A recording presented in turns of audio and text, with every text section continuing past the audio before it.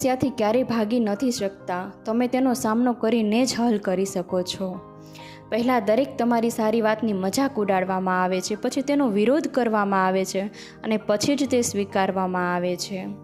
જોખમ લેવાથી ડરશો નહીં. જો તમે જીતો છો તો તમે નેતૃત્વ કરો છો, જો તમે હારો છો તો તમે નેતૃત્વ કરી શકો તેમ છો. શક્યની મર્યાદા જાણવાનો અશક્યથી આગળ વધવાનો એક જ રસ્તો છે.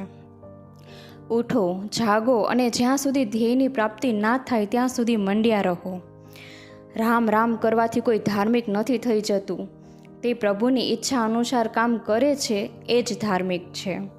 પોતાના સ્વભાવ પ્રત્યે સાચું રહેવું એ સૌથી મોટો ધર્મ છે. પોતાના પર વિશ્વાસ રાખો. જેટલો મોટો સંઘર્ષ હશે, જીત એટલી જ મોટી હશે. સક્સેસની ખાસિયત એ છે કે એ મહેનત કરવાવાળા ઉપર ફિદા થઈ જાય છે. જો સૂરજની જેમ